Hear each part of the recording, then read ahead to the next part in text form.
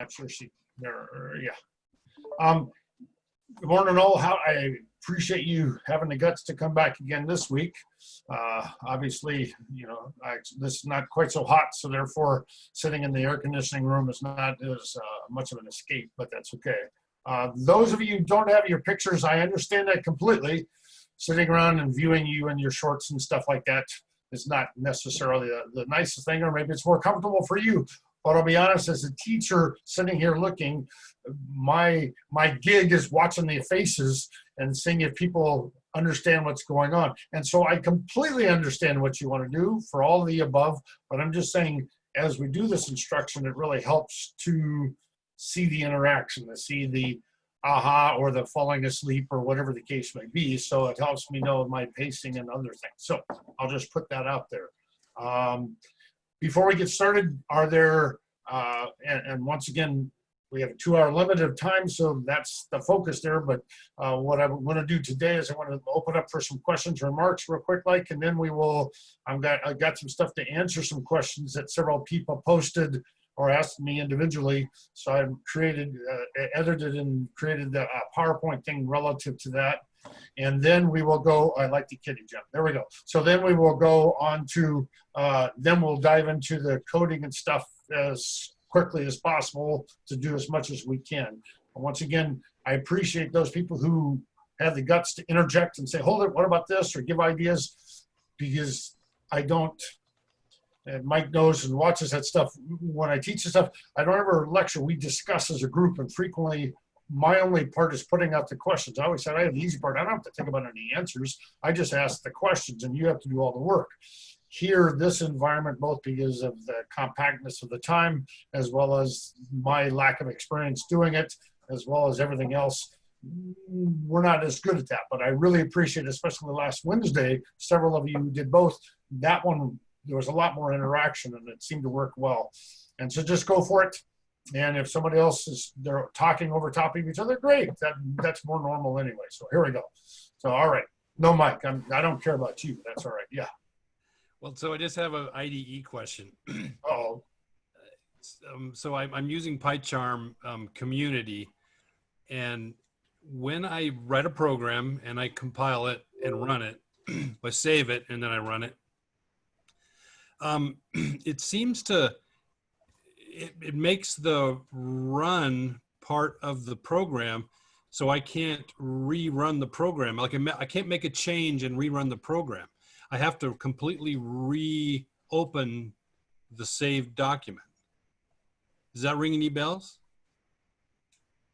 Are there multiple screens? See, because Python frequently will have like three or four screens, and you have to have the right one to work with the right piece. There's actually 4 screens. And so I haven't used that IDE at all, so I don't know. Okay. I just thought you might have some you might have seen it before, but I'll figure it out eventually. Yep, and then you give us the answer. That's perfect. So yeah, okay. That's good. Yeah. Anything else before we dive into this stuff? Last week you said that a good way to learn Python was to put it on your phone and play with it. I have an iPhone, but I didn't know which app to pick because there's a bunch. Does anybody have recommendations? Well, Mike did Pydroid 3. Was that the one that was really good? But like the name says, that's for Android. Oh, okay. Although, you might just look up Python programs for iPhone. I don't think it really matters. I mean, I sort of in the beginning chose Pyroid just by accident, and I love it. And I think whatever you pick, once you get used to it, it works fine. Okay, I didn't know if there was a good one. A bunch came up when I searched it, but I'll tell you what. While Don's talking, because I can't stand to listen to him talk, I'll go out and see if I can find one for you, so I can tell you before the day's over. He just likes to show up. He showed up for like 5 of these stupid things, and then so he just likes to harass me along the way. And so because we're not next door neighbors anymore, so therefore I got to have some pleasure. Yeah, there we go. Yeah. Feel the love, people. Feel the love. Yeah. I was going to say Kathy joins right in. I can mute you guys, all of you, but that's all right. I just let you know. And I have access to an iPhone, so I can actually try it out before I suggest it to you. CC, the only thing I can think about is make sure that there's two things. Number one, and I was talking this morning, careful about Python 2 versus Python 3. A radical difference between those two. So make sure it's a Python 3 app.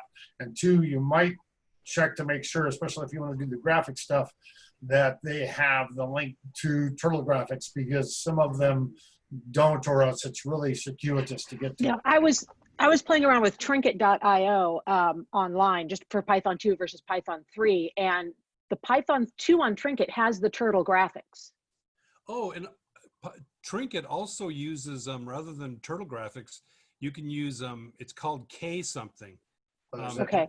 Well, I mean, I've been working better. with our IT guy, because I was saying, you know, I went to look at the free version, which is Python 2 for my students for this fall. And then he goes, oh yeah, the whole package is cheaper. It isn't that bad for the professional one or whatever, the paid one. So he's actually going to get that for our district. So we'll be able to do Python 3, but you can do the Turtle graphics on Trinket.io on Python 2. Yeah. I was playing around Now, with that. Linux distinguishes between Python 3 and Python 3.8. So if you install it in Linux, you're using 3.8 rather than a generic 3. Okay, well, I'm working with middle schoolers and Chromebooks for the fall, so I wanted to make sure, though, I had something that was an IDE that they could get to do this. So Now you guys, and I have no issues, just like Kathy was alluding to earlier, relative to this elementary stuff, getting the nuts and bolts down is essential, because without them, nothing else works. At the same time, we have 2 hours to get. Sorry. No. I mean, that's what I'm trying to get. This is your guys' time. I could sit and take a nap and that would be okay. I'm old and that would feel good. So here we go. So the idea comes out to be is it's your time. So we need to organize it what's most effective for you. I don't take anything relative to that. But sometimes I think some of these things going to chat person to person and or generically so that we all share that and do that is fine. And besides that, that gives you something to do when you don't want to listen to me, as Mike has already alluded to. So here we go. So are there other things that we want to take the time to discuss now? And this is cool. Is there anything else that you want to go through? Okay, that's my wife pounding in a paint can in the background here. No problem. Tell her hi for me. Mike says hi, Chris. Hi, Chris. All right. I think what I will do then is I'm going to share a little PowerPoint thing that you guys actually have, but I've edited it to look at it. I'll go through some things quickly that dealt with stuff. It reviews a little bit about the pedagogical stuff and adds some other things. Several people asked me questions. CC kicked me some stuff. And we had talked a little bit about your CC before. I hope that kind of covered. There was somebody else, I think, who put some stuff on it. Ranjani asked me a bunch of really good stuff, and so I kind of incorporated that in this, and then we can go that and then dive into the code also at that same time. So here we go. Let me get this up here. Sure. Okay. Sometimes they're going slower this morning for some reason. There we go. That's, and then I'll get running this. Oops. You guys, yeah. So are you guys seeing this? I assume Michael just give me some. Okay. All right. So this is the key thing. You know, why do we do this stuff at all? And you're talking about the counselors and everything else. This was alluded to. This is a version of what I used to share with my counselor. And in all honesty, I think there's twofold reasons, well, multiple fold reasons. But one of the things right now is that I don't. When our sons went to university and stuff, I wanted them to graduate with something that they could actually earn a living with. Now, you can choose otherwise, and that's cool, but you have to make sure you understand that's a choice. So number one, obviously jobs, and I have not updated some of this stuff. This is 216 you can do, but yeah, if you're looking at that, you're seeing a lot of stuff relative to the analytical and the social, which several people alluded to the kids not getting, that you have to be able to work together. But those two pieces are really good, and I'll talk about it a little bit past that in a second. This is just the average stuff and it's still there. And if you think about kids, the pandemic is almost more so. The fact comes out to be is that kids, I know both of our sons are coders, and one advanced level stuff, and they get to work from home and it's really comfortable, and they're earning the same amount of money, if not a little bit more, doing stuff. Other jobs are not of that nature, so we need to do that. And median wage was something that was pretty interesting there. As of 2016, relatively speaking, it was a tad bit higher than the other stuff. Now, there are some specifics, and I'm not going to go into all these details and stuff, but you can look at them later if you want. But the second part, there's no point doing a job personally. My students always ask me why I was dumb enough to be a teacher, and I said just because sadistically I love causing other people pain. It's radically more enjoyable than finances. So therefore, that's why, I mean, where else could I cause 30 people pain every period and go through that whole day? But so job satisfaction to me matters. We would talk about it radically more seriously than that, but there we go. One of the things I found in an article was funny from Forbes. They called it the happiest jobs in 2016. I love that phrase. And they had a whole bunch of stuff relative to what made a job happy when they did surveys of stuff. And here's the top 10 happiest jobs. And of course, if you want to jump in to be a COO right off, when you graduate from college, good luck, but there we go. It's 10th happiest at that point in time and a large salary. But what I found most interesting is as you look through this list, the huge percentage of this, the happiest jobs, along with the salaries, and salary was only one little small part of the happiness factor. All the other components were there, and there's some interesting ones like recruiter and stuff, but oh well, maybe the freedom and flexibility of the job they were doing. We talked about this the other time, that the way we teach really matters. The fact comes out to be is, if we just throw problems at kids and say, just solve them whatever way you want to, it doesn't work. And several of you in comments to me and stuff talk about your students really wanting to do that. And so we have to kind of structure, and I've got some things later on that talk about how we can encourage even our most independent and antisocial students to do some things that will be beneficial to them and to us and to the whole class. So as we said, one of the things is make sure you do sequential stuff so that whatever you teach will make the next step easier. Whatever we do, I don't care if it's Scratch, I don't care if it's Alice, I don't care if it is anything up the line, make sure what you're doing builds the foundation for the next step. And therefore, we need to make sure that happens. And that means we have to think it through, or they have to do it. I like this one from one of my students. Mike knows Lily Watts. She was phenomenal. I loved her. In our intro to programming class back in the day, we used to do some things with snowmen. They had to do a graphical package and make a snowman do stuff, and she made her snowman go up on a skateboard and go over a jump and then fall and destroy itself all over the place.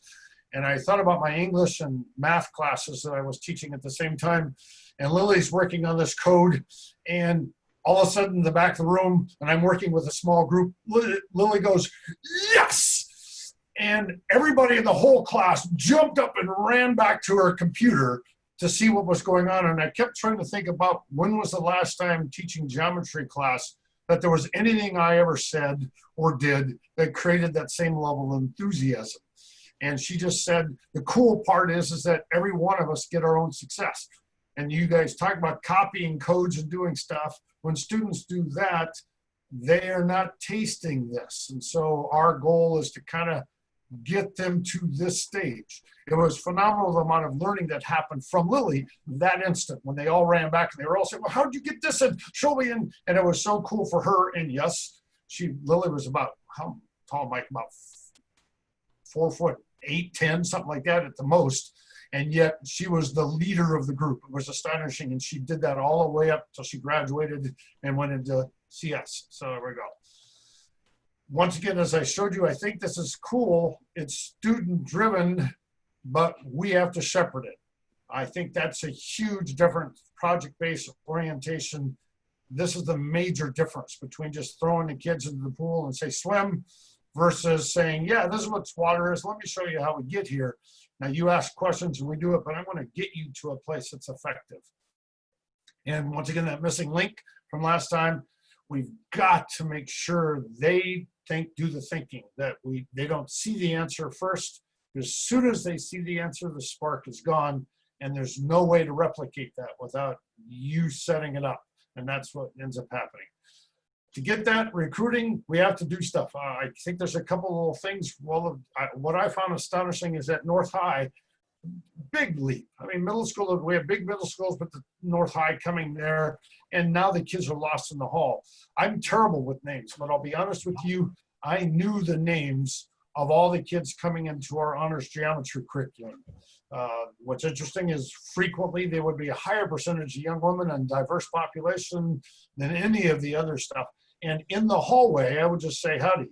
As I'm walking down the hallway, I would just say that to kids and stuff and say, how's it going? Everything going cool? And when they got to scheduling or when I came around to meet their classrooms and do some stuff, all of a sudden, that one interaction made a difference in their response to what was going on. If nothing else, listening to what I had to share had more validity, and even more so, just completely independently signing up for courses. So I'm going through this quick and not covering most. Instructional sequences, some of you may or may not know about CS Unplugged. I'll be honest with you, at elementary level, this is an insanely phenomenal tool. I would say even at middle school and at like computer club, CS Unplugged has got astonishing material for you. The cool thing is it doesn't have to do with computer hardware. You can, but it's completely independent from any hardware equipment at all. I want to jump in on that CS Unplugged. I actually use it. Yeah, it's in my classroom, so it's really good. I'm just going to jump in and say that. Oh yeah, really perfect. Oh yeah. Yeah. And what's cool is I use a lot of it. They provide all the material. I mean, if you're brand new at this, they're astonishing because they give you all the worksheets, all the material, all the answer blanks. It's just they literal lesson. I mean, it's a literal entire structure. We jump in with binary and do it with that, and it's been awesome. I've done this at lowest level is down to second and third grade using these. When my wife was teaching, I volunteered at her elementary school and took the classrooms, and they were just riveted to what was going on. It was really cool. Like I said, elementary up to high school, if Alice is a really cool language, especially if it seems to attract a lot more diversity in young women, even than Scratch does. And Randy Pausch was the one who kind of set this up. It was a program developed at CMU by students. They created it. And if you have just one little pitch, if you've never seen Randy Pausch's The Last Lecture on that, it's astonishing. The gentleman was dying of cancer and stuff. And so therefore, lucky enough to be at CMU doing AP stuff with them when they introduced Alice. And it was just astonishing. This guy was phenomenal. There's a bunch of stuff there. You guys, by the way, have all this so you can look at all that stuff.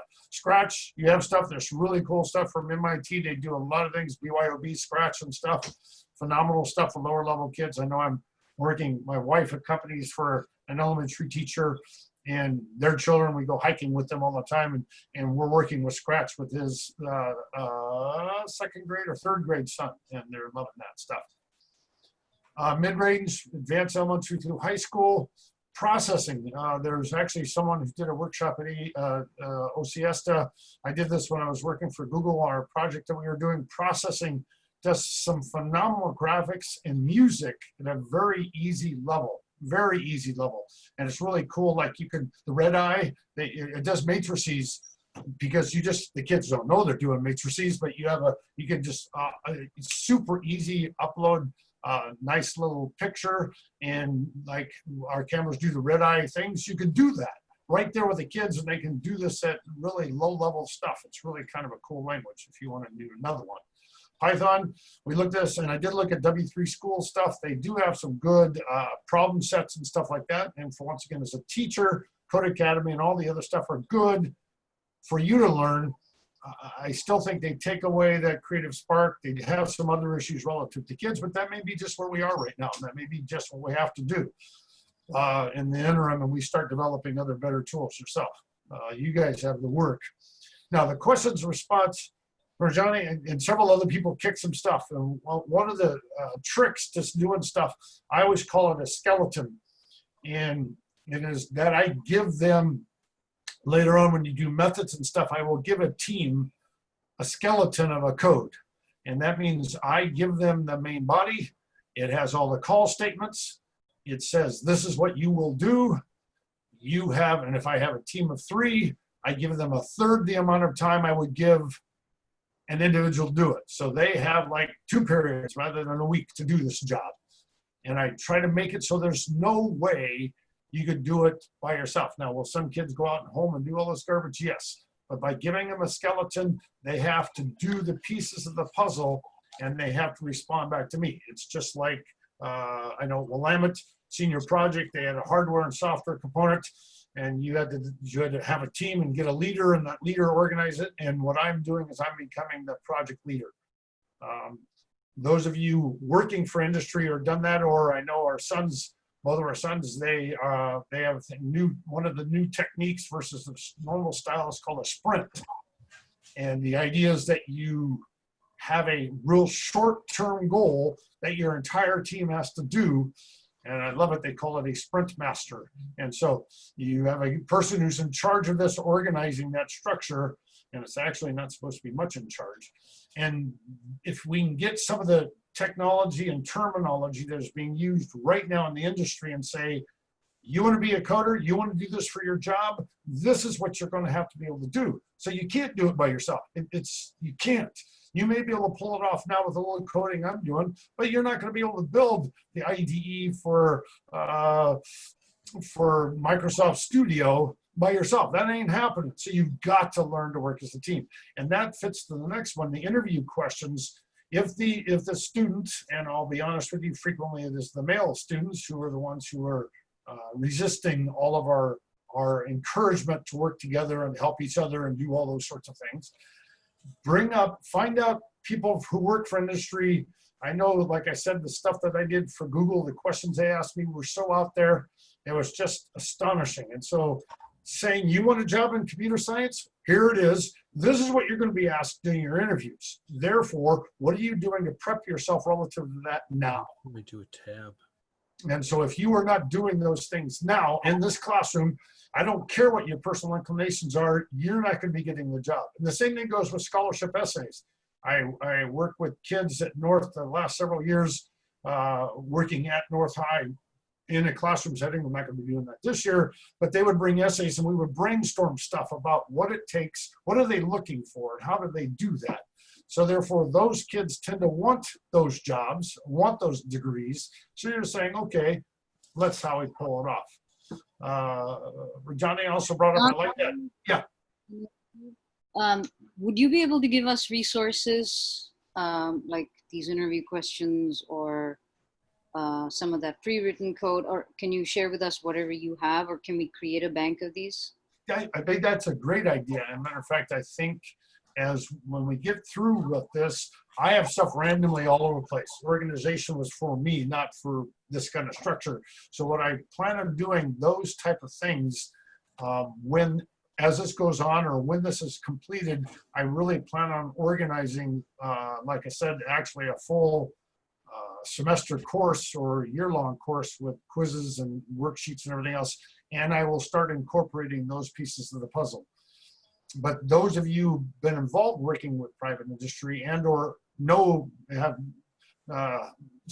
significant others or children are doing, please steal things from them and incorporate that, and we'll start doing that bank, as you're saying. So, Kirkwood, I'm going to interrupt for just a second. We've got a couple of things going on in the chat. I just want to make sure everybody knows. Don, you're going to put the slide deck in our shared It is in there. It's already in there and They're in shared. there already. So It's I will already link in to your session page. So if you guys have access to that shared drive, which you should via the page, Yep.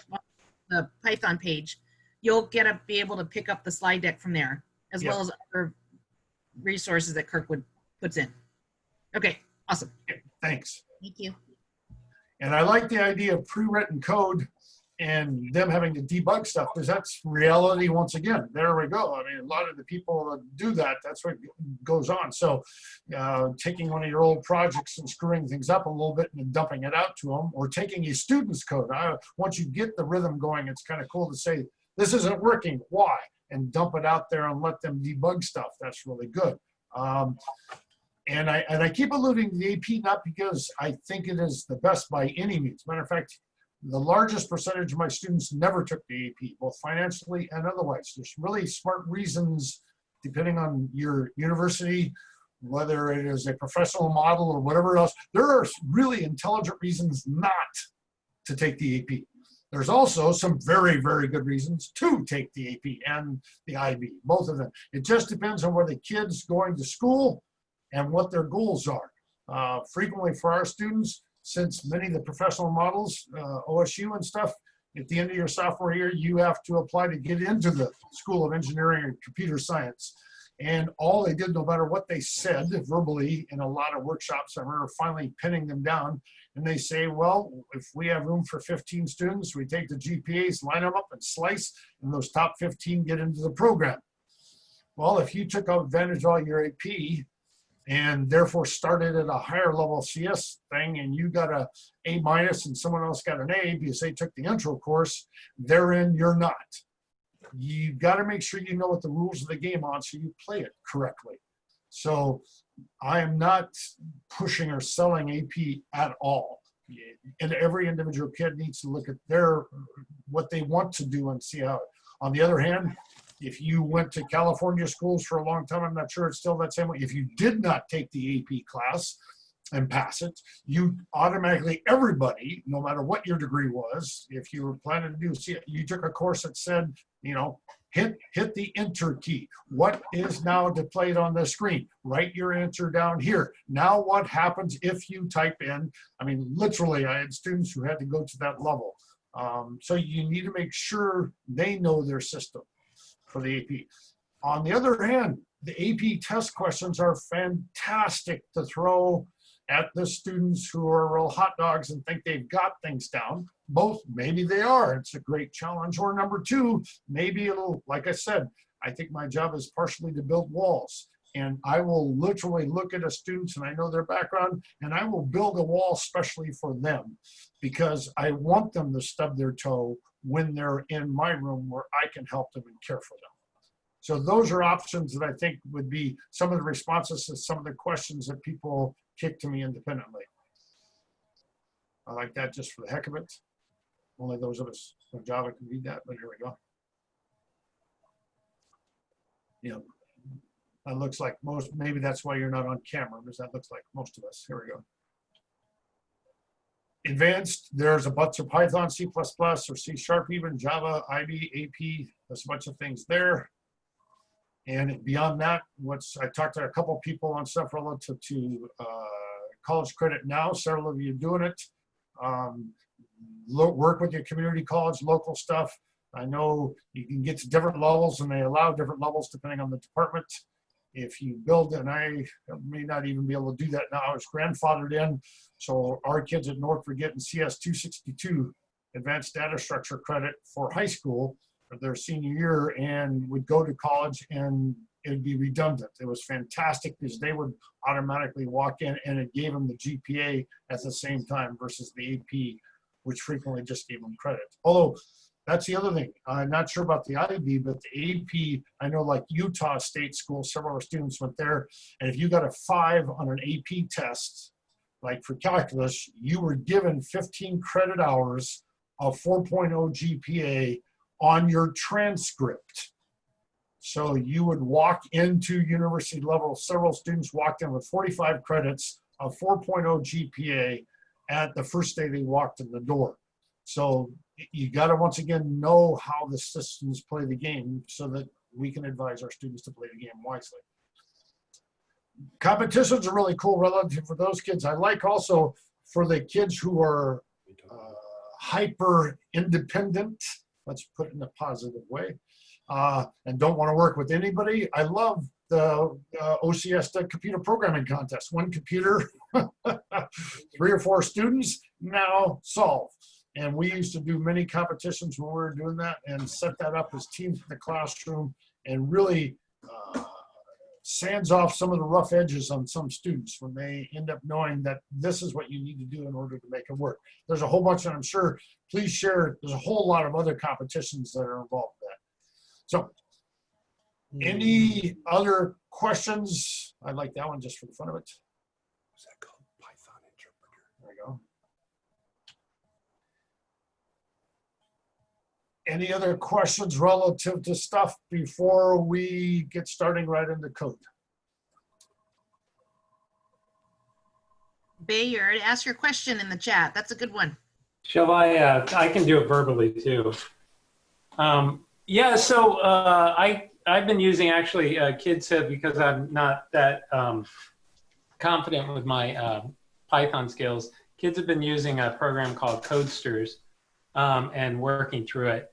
And they have along the way, you know, the kids, you know, sort of robotically go through the each of their little lessons. But some kids really get into some of the challenges that the program gives them, and they'll really dive in and they'll take the challenge in new directions. And so they'll get really into it and then create really wonderful stuff. And I try to celebrate that. The consequences is they end up falling behind the pacing of the other kids who are sort of just marching along through the curriculum. So how do you balance, how do you deal with pacing? Because it seems like in coding, you really could, kids can really go down a rabbit hole with time-wise and just, you know, really get into something and just go crazy trying to perfect their code or take it in new directions. How do you balance that? That's a generic question, I think. Everybody.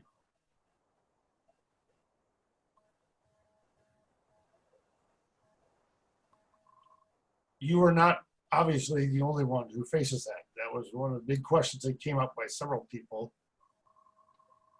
Once again, I think for me, what helped is if they had two things. Number one, role models at the upper echelon who have made it through this somehow and can show them. It was really hard to teach three levels during the same period, which is what I did. But at the same time, one of the benefits of that is that the younger kids who tend to have personally have more issues with that could see the advanced kids and what they were doing. And they wanted to get to that. And the only way to get to that was to know the syntax that I am showing them now. Every piece of the puzzle, we're moving down the line. Several of these kids, especially the guys who are more, and several of you alluded to this on your email, they don't give a rip about any of the standard rewards like grades. All they care about what is they're into. That's what they're out about. But so we have to show them that in order to get what they're into at a higher level and cool, they need to, I'm not trying to burden them with stuff. I'm trying to give them new stuff that will take them to the next level. And so therefore showing them if they want to, literally, some of those guys really want to be a computer programmer. That's what they want to do for their career. Showing them those things ahead of time says, yeah, that's cool, but you know, this is what you want to get to. So in order to do that, we're going to have to get to other pieces of syntax and other stuff. I don't know. It is a tweaky thing. Yeah, Kate. So I had a little bit of experience with this in the past. One of the things I always build into my exploratories at the middle school is exploration time, especially at the end, but also as needed in the curriculum. I worry less about them getting a shallow understanding of a lot of different information than I do about them really understanding something by the end of the trimester. And so if a kid really gets into a unit that we're doing, I want to make sure they get to revisit that, explore that deeply, and maybe do a bigger project that results in something interesting rather than making sure they get the breadth of the class. Yeah, I wanted to try out some code on there. I just gotta get one measurement. I mean, I don't know. I mean, at the middle school level, certainly there's less structure and requirements in terms of exactly what kids who come out of my class have to end up with.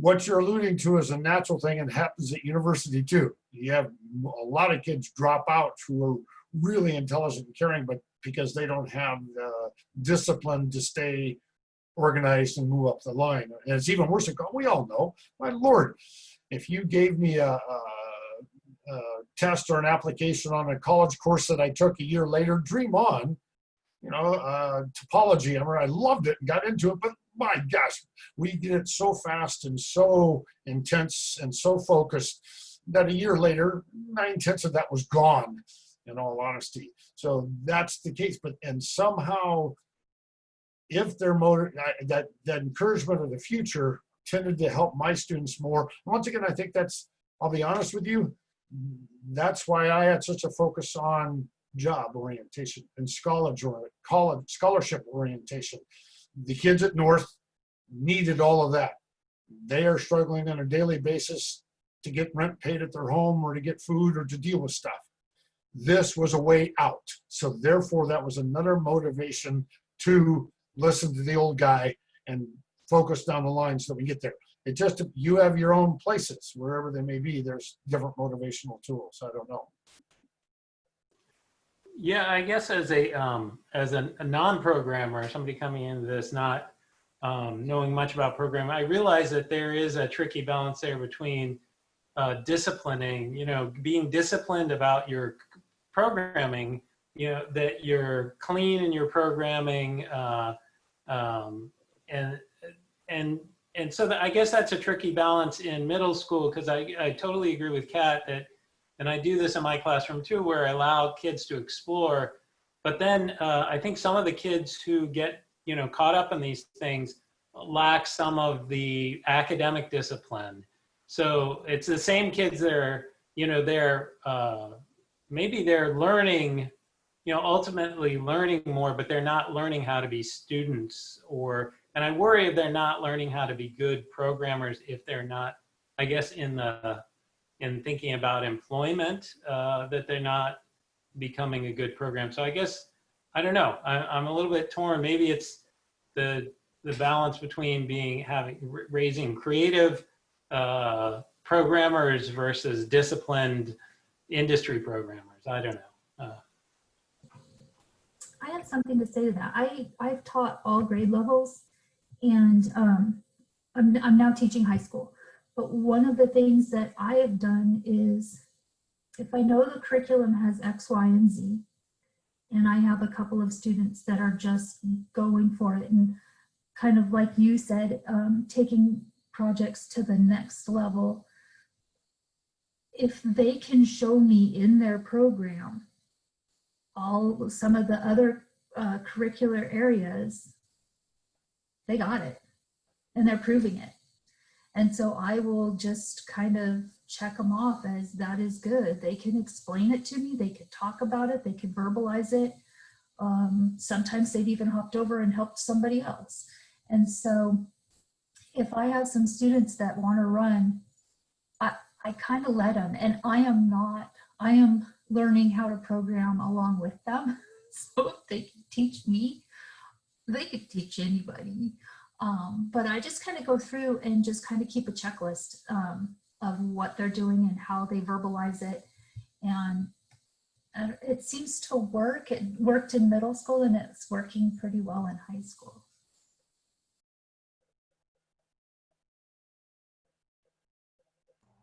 Yeah, I think you're right, Jen, that like, if you have a very clear picture of the skills you want kids to gain, and as long as they're gaining those skills, the path that they use to gain those skills doesn't really matter.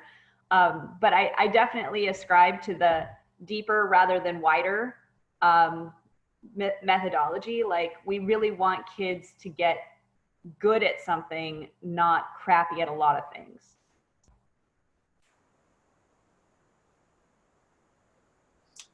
I think a lot of it depends on your level, middle school, elementary, high school, your personality, all those things. The way we all teach is so radically different from each other. I did some, through Willamette, I had student teacher program. I was involved in teaching and stuff relative to math and CS. And looking at them, I looked around, well, you guys know it, good teachers at North. There were some that were so concrete, sequential on mathematics, and yet I know a student ended up living with us for a couple of years, and he was so random. He was theater kid and all this stuff, and his favorite teacher was Margot Belloc, who was the most concrete, sequential person I ever knew in a role. He just said to me, I go into her classroom, and it's calm. I know exactly what I'm going to have, what I expect, what I do. And he loved her, and he went like crazy. Other kids would just go, they want the random stuff. And so as we look at ourselves, our approaches are going to be radically different. I think the key is we want motivation on their part. And at the same time, you said the balance, motivation for them to get juiced about this stuff. And at the same time, we're leading them, if they want, into some productive path that's going to take them through whatever level of programming, educational structure, and career orientation that they can get. If we can figure that balance for us, and that's a tricky one, we can do it. But it can work. Yeah, depending on who your student population is, it will radically depend on your approach, I think. I like these ideas, though. All right.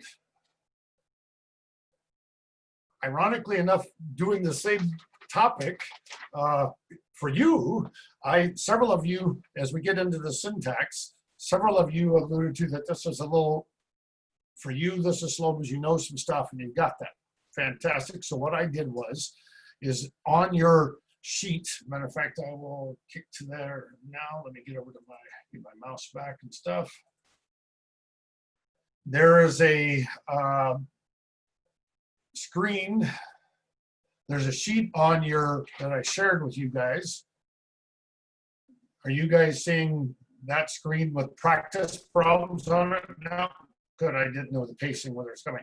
If you, as we go back and review and start doing getting back in the turtle graphics and doing the next stages as we go up the line, if that is a little slower pace for you, here are some rather interesting little problems that I have solutions for, as well as these were things that kids get into in the past.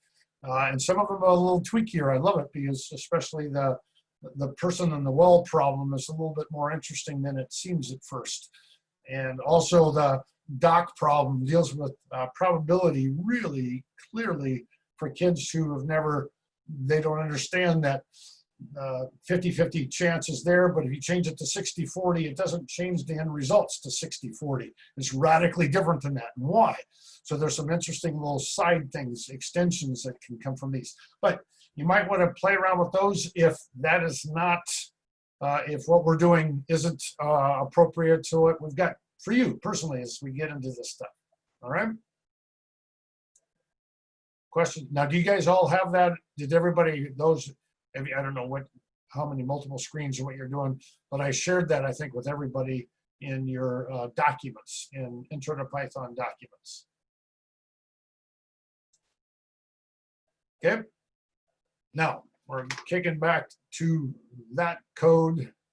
The smart squares, where we finished off yesterday, we just went past that a little bit, so I wanted to, last week, just wanted to review that and see if there's any questions relative to that. And then I'm going to have to stop sharing to go back to my other Python version of that.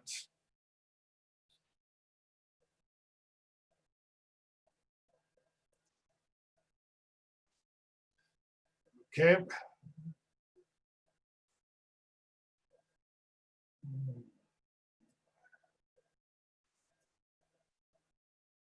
Okay, and I think we're now back to the code and the execution of that code. So, questions on this relative to anything here, and then we'll jump ahead and keep going.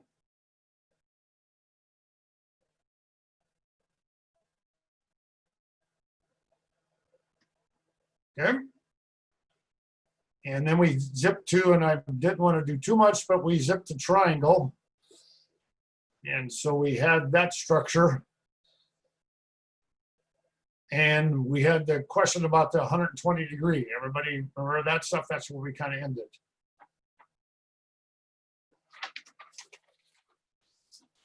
All right.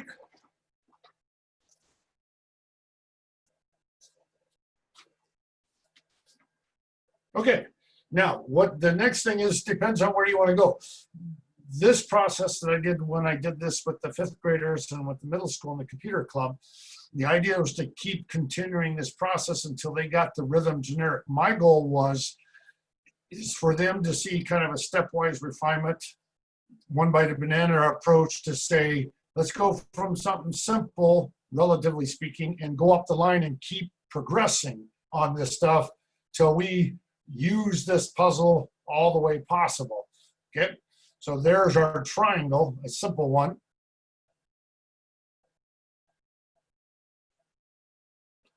And therefore, how do we get past that and go beyond that structure? So what you guys, and I don't have this for you, that was a triangle. Let's deal with this now verbally. Get in. How am I going to make this, instead of the single triangle, make it our webbed triangle, our wacko design, but instead of a square, we did a triangle on it. So what am I going to do here?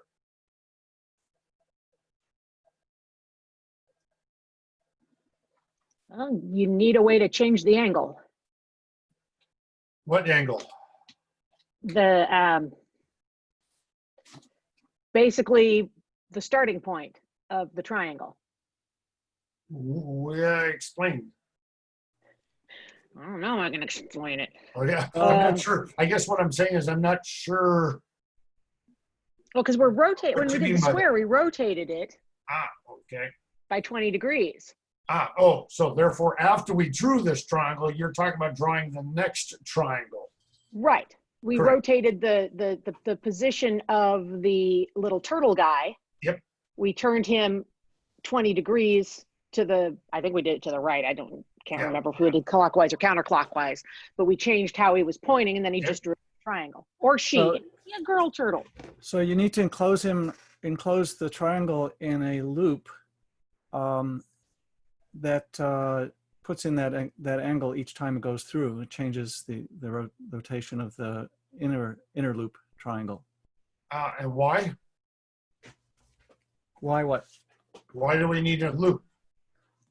Because code efficiency. You don't have to write the same code over and over again. Okay. And this is the problem. And you're right. Everything everybody's saying, and realize. And so, yeah, I encourage you guys to speak. And then as soon as you say anything, I'm ripping on you already. So yeah, you guys got my technique and method here. But anyway, the fact comes out to be is, for us, I've got to think like a middle school or whatever else. And so you're saying we need to draw a bunch more triangles on here. And therefore, instead of doing that, we need to do a loop so that we can, instead of drawing 20 triangles from here, I need to loop to just 20 triangles for me. And then the same thing with the angle transition. So, yep. So what am I going to do? Talk to me. Where would I do that? Don, are we assuming we did that square thing first? At this point, like, are we assuming we made that first design with the squares already? Yeah, the kids have already done that. We've already set that up and they've learned that. And now we're saying, Okay. So can we just copy that code and tweak it? We could. And Because that's what I would do as a lousy student. okay. Yeah. And this is perfect because you can see that. And what's going to happen is kids will learn that copy and paste is a smart thing to do. Now, is that, as a teacher, what are the deficits? And matter of fact, they will do that and they'll get done quickly and they'll get rewarded for doing that, correct? I mean, if you think about it, the smart and lazy kid will copy just like I did here. Notice I took this triangle and I didn't start a whole new code to do the multi-triangle. I saved as, and so I'm starting from that. I'm basically copying and pasting this piece of the puzzle over, right? Well, it's why reinvent the wheel when you got the wheel? Now just Perfect. modify the wheel. Exactly right. So that's all are there any negative consequences for the student for doing that? It doesn't allow them to look at other options. Okay. So therefore They- flexibility, yep, all right, adaptability and stuff. And so therefore, what I'm saying is, if there are deficits to this, I as a teacher need to think about those and give them situations where they have to confront that problem. And either say, aha, you see, either, aha, I know how to do this. This is okay. It's not a problem for me. Or, oh, I see. So I'm going to need to think about this at least when I do this. So number one is, What I would see is a student that just copied and pasted but didn't understand exactly how that code worked to begin with is going to run up into problems later on. They just copy paste because, hey, it worked in this one, but they didn't understand how it worked. Okay. So either adaptability or comprehension, both of those are part of that puzzle. Okay. Those are deficits of copying and pasting. Is there another deficit? Yeah, I mean, you don't actually fix something in your mind unless you write it yourself. I mean, there's just the reality of remembering and connecting to the content. I have had so many introduction to various language courses over the time, C#, just Python in the past, and to come back to it, unless I had to wrestle with it before coming back to it, it's like learning it all over again. Unless you use it, you lose it. So how do we, as instructors, what do we do to build that wall, right? I want to build a brick wall now, early, so that all of these potential issues later on, when it's big, when it really matters, when it's going to take you 4 days to recode if you didn't do this right, how do I create a little teeny pebble in the path so that they'll recognize whatever those issues may be, if they are an issue for them? What can I do to resolve that? Create a situation where the copy and pasting will not work. So what do I do? What is that? Exactly right. What do I do to make that happen? Make sure the next skill is somehow needs a change. Okay. So I can set up my problems in that domain, and we're going to kind of do that. What can I do even shorter term potentially? You alluded to it earlier where you omit certain code and they have to debug.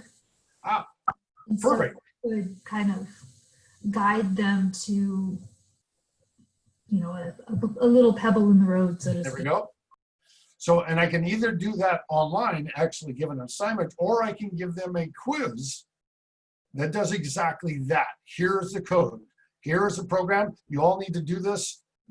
You have 5 minutes to write your answer down and give it to me, and I'm going to grade this thing. This is what we've got going. And the cool thing is, like, personally, I don't believe in memorizing all the little windows and the turtle, all that basic, the intro stuff. As I talk to my template, the template code, I say you don't need to memorize any of that, because that you're going to just use. I don't retype it, and it changes if you're doing another language. But you do need to understand all the semantics and the syntax of the looping constructs and all that stuff. So could you have them write like a pseudocode, like an exit ticket or a warm up of a pseudocode? How would you approach this problem so that then they're not actually typing it in or copying and pasting? So it all depends on what stumbling block what thing you think they're struggling with. So yes, all of the above would work. It's just that we need to think about that, and textbooks and online tutorials and stuff aren't capable of doing that, because they aren't sitting there looking at our students and seeing where they are stumbling or where they potentially may be, and I can see it ahead of time. So yes, that's what I'm trying to get across. Exactly all the pieces of the puzzle you alluded to. Any one of those will work depending upon what your student population are and your personality. Yeah, but also we're going to have to start coming up with this on the fly, because we may have students that, you know, a majority need a specific way of teaching it. You know, maybe they don't stumble on a certain thing, but they stumble on something else. And that's why, you know, assessing them often will help us figure out which way we need to make them stumble. Yep. And I think that was the most roundabout way of saying something. Sorry, more coffee needed. No, it fits. You know, I think that's it. And that's where, unfortunately, has been alluded to several times, experience helps, right? The more you've done this, the more you're ready and aware of what's going on. And personally, I've never taken a computer science course. I learned all of these from scratch myself, and that was fantastic, because I knew where all the stupid mistakes were made because I made them. Therefore, I kept track of that. In all honesty, part of for me personally, helping me teach was having to learn it from scratch, because when I learned it from scratch, I knew where the stumbling blocks were for me. So that was a huge percentage of the kids' stumbling blocks too. And I just kept that in mind. But it takes practice from us, just like that. And doing the code over and over embeds that. I loved our oldest son. One time I went to the college, and I taught, he was dumb enough to transfer to North to do computer science with his dad. And so that was a fun, actually a really good thing. Our youngest would not have worked. Our oldest was fantastic. And one thing he did was interesting. I visited him at Seattle Pacific, and I walked in his room and he had this piece of paper that was just like covered with writing on it. And I said, what the heck is this? And he said, Dad, you were in class. You said, all of us need to figure out the way we need to learn, the best way we need to learn. And what I discovered is that I need to write notes, because when I write notes, it sticks. It sticks. But I never looked at my notes. I never went back and looked at them. It was just the physical act of writing. So what I started doing is I would take the sheet of paper and write notes on it. And then I would turn the paper sideways and take notes on top of that. And then I would turn it. So he said, this is my notes right here for my real analysis class. For an entire quarter of real analysis, it's on one sheet of paper that makes no sense to anybody. And he couldn't read it, but it's exactly what he needed to do. I've never heard of that working for anybody else. But that's what if we can show our kids what they need to do in order to learn, then we have been phenomenally successful. So whatever that may be for kids, exactly right. So here we go. So we needed to draw that multiple triangle. So you said I'm going to do another loop. So tell me what to do. I'm your secretary. Here we go. Well, first you got to decide whether it's a while loop or a four-sided ranged loop. Ah, good. There we go. And although we didn't do the syntax of the while very much, but a little bit here, but yes. And I think yours is from the Wednesday class, but that's okay. Actually, at this stage in time, there are two loops. One is known number and one is an unknown number. Do we know how many triangles we're going to have to rotate through here? We should be able to figure it out. Yep. If we did the square and paid attention, we asked those questions, we kind of did it. So let's just say it's going to be a for loop. And if we need to adapt this, we're going to come back and adapt it because that's a syntax. So what am I going to do for my external for loop? You said I needed to put this triangle, and I will kick it. I needed to put that triangle, that for loop inside of another one. So what do I do?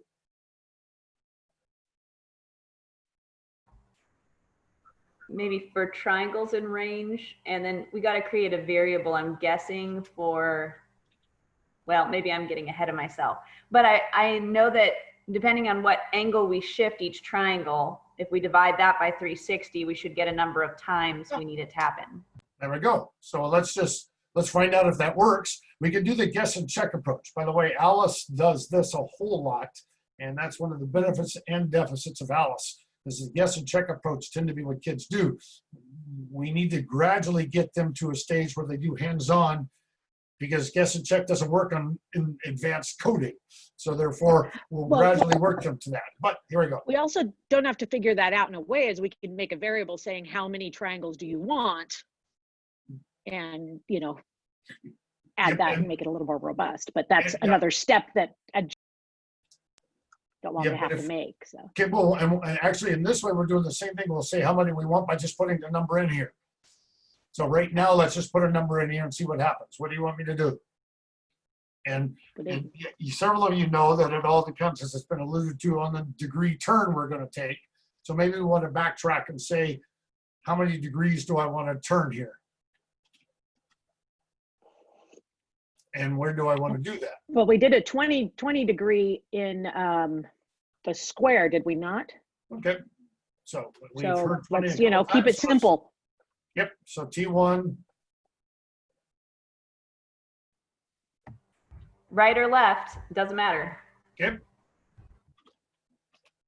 Matter of just for the heck of it, why don't we do it left? Just to do something different. Okay. We'll see what happens. Okay. So if we did it 20, you conjecture from earlier conversations. By the way, middle school kids, like I said, this is phenomenal for geometry knowledge. And if they explore things, and I did this with the computer club stuff there, it was insane at the end of this thing how much geometry knowledge they picked up, which is going to be fun. When they get to the real geometry class, they're going to be top of the pile, which was not where several of these kids would have been mathematically. And that was really cool, a side benefit. So 18. 18, all right. Mm-hmm. And what is the piece of syntax that students screw up and forget most of all on constructs? Let's put a colon in there. Yeah, probably most of you, of course, never would have done that, but here we go. Yeah, I'm used to what robot C with a semicolon, and it's going to screw me up tremendously. Yep, all the stuff. All right, so we think we got something here. Are we indented properly? I'm just Okay, curious. you I'm, tell I'm me. looking. Yeah, you tell me.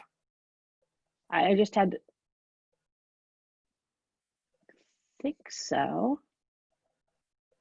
Yeah. Isn't it kind of redundant? Shouldn't I just go right turn 100 instead of right 120 and then left turn 20? I mean, does that kind of contradict especially if I put it there? Oh yeah, no, that doesn't work. I was just checking myself and trying Yeah, to no, but I mean, go through it with myself. the kids, yeah, with the kids, right? Yeah. Because how many times are we doing the right turn 120? Should So- be 3 times because a triangle, we're Right. doing a triangle 3 sides. And so though for their independent. So sided, no, all right, here we go.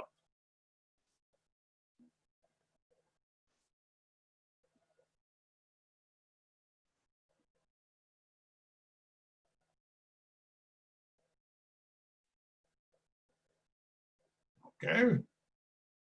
Looks like we got something kind of cool going. Now, what could we do to improve our results here a little bit?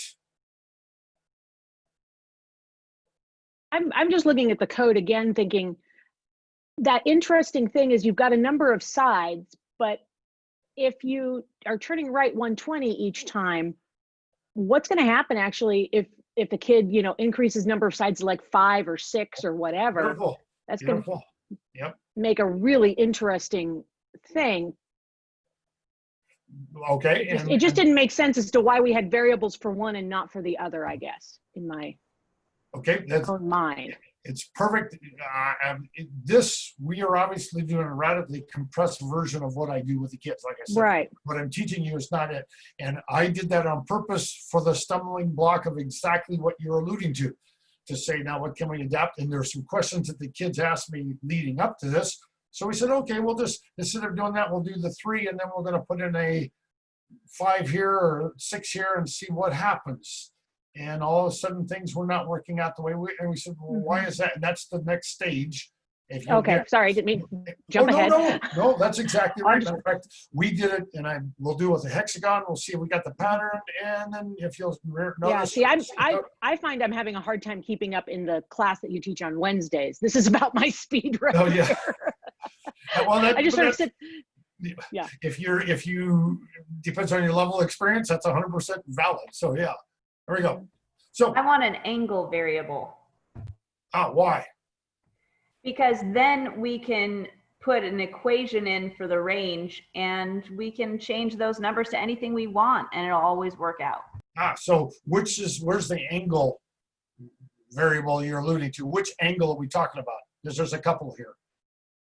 Would it be the 120 Right. that you're looking at? Kat? Okay. Yeah. So angle, and we'll do this, and we'll talk about that in a second. So therefore, you're change substituting for this. Mm-hmm. Okay, cool. Now So that makes it more robust. Yep. So then we're going to want the degrees. We're going to want another variable of degrees to put into the range of 18, so we can actually change the degrees that we're rotating. Okay, now So, those of you doing now, so we've got 2 things going here, right? In reality, there are the people who have the mathematics and the concept kind of down versus the people who are worrying about the syntax of Python in and of itself. All of this is great, and we're leading on to this more genericized, and that's actually if you were looking at the code, that's obviously where I'm leading us. You guys are taking a jump here from triangle, and then I did with the kids, we did a hexagon next to do it, but this is perfect. I have no problem with it. We're jumping to generic, right? That's what you're trying to do, is you're trying to make I like jargon here, we're making it robust. We want to make this so it's as flexible as possible, and that's a cool alternative and option to do. So we'll play that game. That's the game this direct, and since I can't see other than 1 or 2, whoever's talking I see, since I'm not seeing everybody else, hopefully everybody's going along with it and we're okay.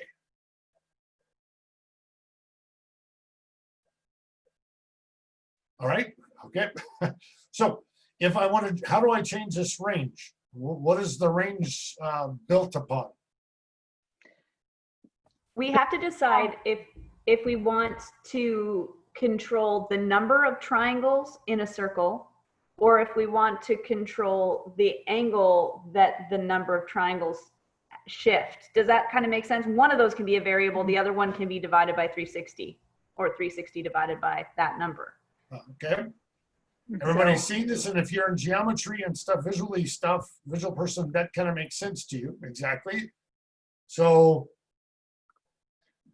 personally, to me, because we're going to be changing shapes, we're going to change our angle turn. Right? The turning thing that you chose me to do down here. That sounds good. Can I ask a really quick question? And I noticed this, and this is just something I'm noticing as a newbie or a noob or a, not a coder. Is it just the way, I'm trying to think of the word I'm thinking of, good etiquette when you're putting in 2 words to capitalize the second word? Good. Because I saw that in Robot C when I'm trying to teach my kids Robot C. They do the same thing. Yep. It's for readability. Every variable should have meaning. In my class, like I think I alluded to earlier, if you use an X and a Y and you're not talking about coordinates, you're going to lose points.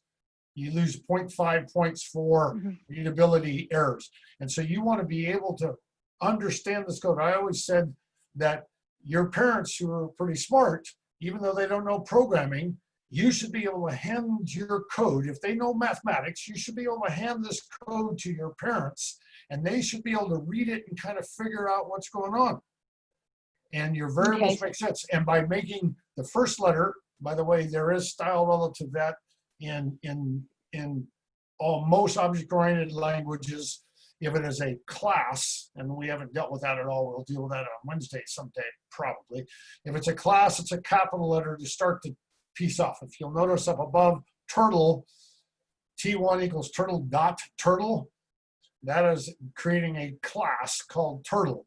And I mean T1, but it's a turtle class. They are caps. Every other variable or attribute is a lowercase letter starting. And then if you create a compound variable, you capitalize all the pieces of that. That's why it's angle turn. That just is this num side. That's just the standard sort of approach for readability. Okay, that was my question. It's good practice to do that. Yep. Okay. Now, Don, I noticed the angle turn is on the wrong line. It needs to be down by the turn left. Okay, good. You caught me before. I always like to try to do things wrong on purpose. Like I told you in my geometry class, I would take their words and do exactly what they said. And then if they didn't catch me, I would run it and see what would happen. And I would do exactly stuff. Okay, good. Now, what else did that allow? Is this clean now? No, actually, that should be angle. Yeah, angle. And I just wanted to say one thing, and I'm sorry, the 18's really bothering me. I wish we could put a variable in there. Okay, so, and that matter of fact, I don't know what to put in there. Good. Well, we need to know, Ranjani, how it relates to angle turn, because it does. It has a number relationship, like a mathematical equation relationship. So that should be 360 over angle turn, right? Or we could make that a variable. You got it. Integer value of 360 over angle turn or whatever.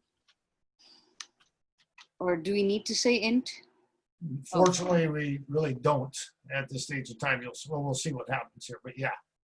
So we need to go back and take that 120, that TL, the turtle right 120 needs to be turtle right angle. Okay. So you put one, yeah. Okay. And now does everybody feel confident? So we're going to do our range 360 divided by angle turn, which would be 18. We're going to go the length of what they said. As a matter of fact, I'm going to change that length if you guys don't mind. You'll kind of see why as we do it. Then we go forward that length. We right turn our angle, which is 120. And then we're going to turn left 20. Everybody good? Let's run it. Okay, there we go.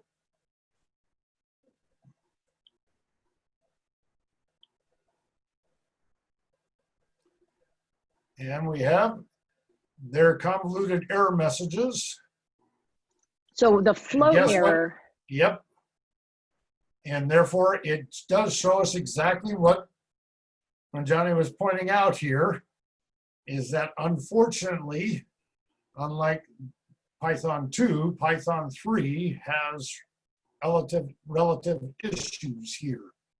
And that is that it doesn't like us doing and the error messages are not, it's the biggest weakness of Python, I think, although you'll gradually get there. For try and range of 360 divided by angle turn float, object cannot be interpreted as an integer. is there any way in the IDE that the lines could be numbered, or the kids just have to basically count the darn lines? I mean, like in That's a good Arduino and stuff, question. you can see which line number you're at. That's a good question. I really don't. Because it would help me, they say line 13, I'm gonna have to just go 1, 2, 3, 4, start counting down the lines.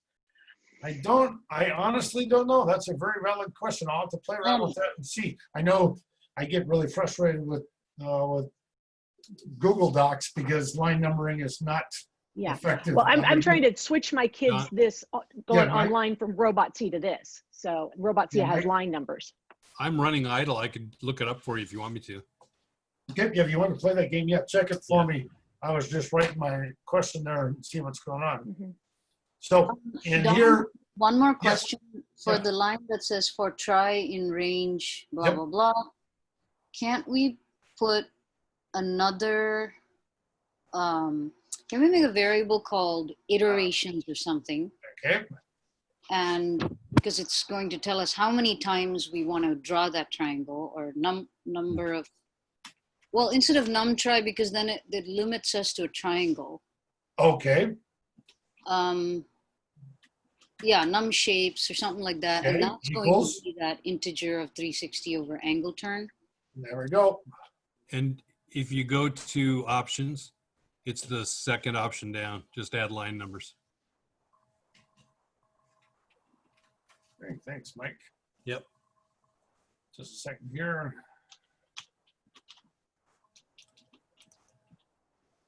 So under, back in the idle here. Yeah. Go to options. Yeah, configure idle. I think you have to go. I think that's only in 3.8. Oh, actually, too. I'm using Linux. You're using Windows. It's always easier in Linux. I love you, Michael. I looked for it in 3.7 and couldn't find it. And someone in the other class told me it's in I'm using 3.8. 3.8 and I can do it. So maybe it's just a version thing. Yeah. It must be one of the new 3.8 is editions. under options. Okay, so maybe I'll update. So version 3.8 does it. Okay, yeah, I've got an old version just because that's what I was doing everything on. I may update and see what we got. All right, that's great. Thank you. Great questions. Don, what's your version? 3.7? 3.6, I think. Okay, I'll just see if I can find it real quick. Yeah, mine's 3.6.3. Okay. All right, Quick let's see. question. All right, We got an error message that said float. We did int. Do we have to, or do we need to change that to float? no, it needs to be an int, and we'll explain where we got here and see what's going on here. Now, as you're seeing the picture being drawn. Yep. So what we're talking about is over here, the number of shapes needs to be an int for the for loop in order to be able to pull this puppy off here.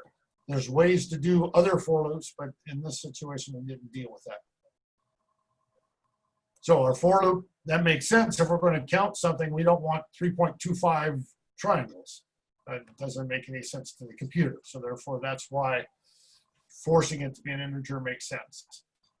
Do you want to do the line numbers now or you want to do later? In 3.6.3? Yeah. Oh, is there a way to do line numbers? Okay. Yeah. So go to options, configure idle, and then there should be a general, and then just check show line numbers. Where is that? Context, no prompt, bell shape. I'm not seeing a show line number, but that's okay. Oh, well, it says for 6.3, that's what you do. Yeah, yeah, Okay, sorry. no problem. Yep, I'm not seeing it there, but Yeah, okay. okay. It's funny because when I do my output of codes in Word doc, I always put line numbers on there. So we're looking at the codes and we go that way on the execution stuff, but I'll figure out or else I'll update. Sounds like 3.8 works perfect. So that's good. Cool. Other questions? So we've extended this a whole lot and now you got kind of ahead of me a little bit, but that's cool. We're going to go to the slide because now what can we do? I have a question. So I love how we've made this super generic and kind of applicable to many situations. What I want to ask is this. We can have this discussion with our students. We certainly don't have to change the length if we're going to change the shapes. Correct. We're going to have to change the number of sides if we're going to do pentagons and hexagons and so on. So between angle and angle turn, do we have to change both? Or do we have to change one of them, and by how much once we alter those shapes? That would be my next. All right, good. Yeah, if we're going to make this generic, so we can play the game in multiple ways. One is kind of with Computer Club with anybody else, we can say, what do you think?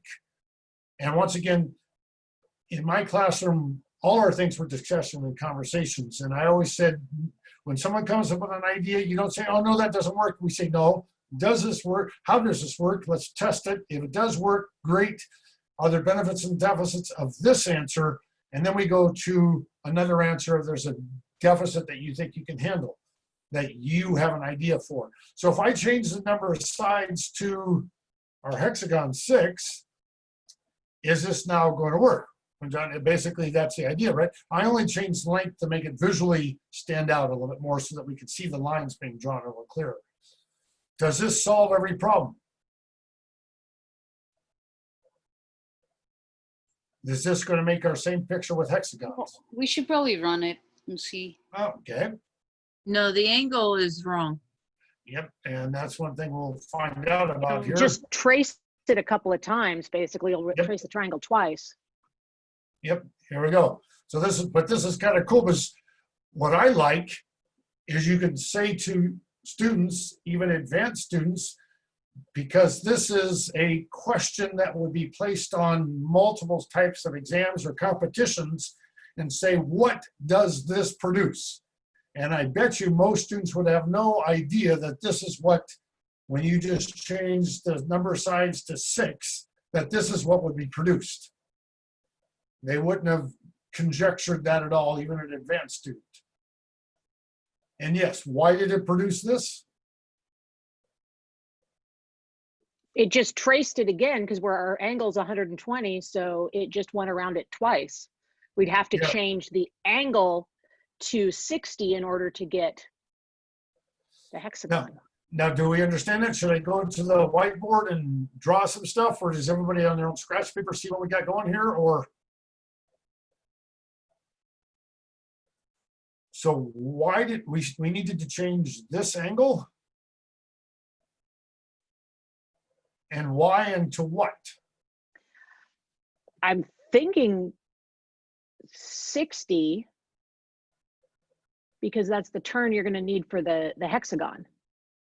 Okay. Now, to find the 120, we did 180 minus 60, right? Right. Okay. So if we do that the other way, if we think about the hexagon, the interior angles of the hexagon are 120s. So you subtract 180 minus 120, you get 60. 60. So, I went at it a different way, saying, hey, we doubled the number of sides, we divide the angle, we turn by 2. Okay. I'm not a visual learner. I am not a geometry person, so. Well, it's kind of cool that way. Do you see, what's interesting is we are going into other parts of the conversation, once again, that I really like relative to mathematics and what we've got going here. One way is to say, is here I'm drawing this line. When we did a square, right? And this is for triangle. Let's do the triangle that we just did.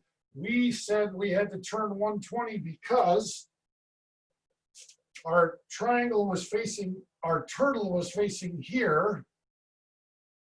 And in order to be able to get down here, we had to turn all the way around here. This was 60 degrees, and that's the 120 that we were talking about, correct? All right, so now if we are going to do a hexagon, what do we have now? And there's a whole lot of ways to do this. What I love, and we won't get into too much today, but we want to do something like that with 6 of them, and therefore the angle here is a lot smaller, if nothing else. That's what we've got going here. And so we can either practice or explore, depending on your level of mathematics, what's going on with the students. This is a phenomenal place for a chart to set up and say, with a triangle, we did this many degrees. With a square, we did this many degrees. With a hexagon, we did, I'm seeing a pattern there, and then coming up with the algebraic equation that relates to that.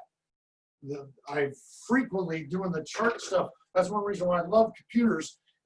They have a reason, they have a desire to do something like that, to develop an algorithm to come up with the answer. Whereas if they're in the middle of a math class, they don't give a rip.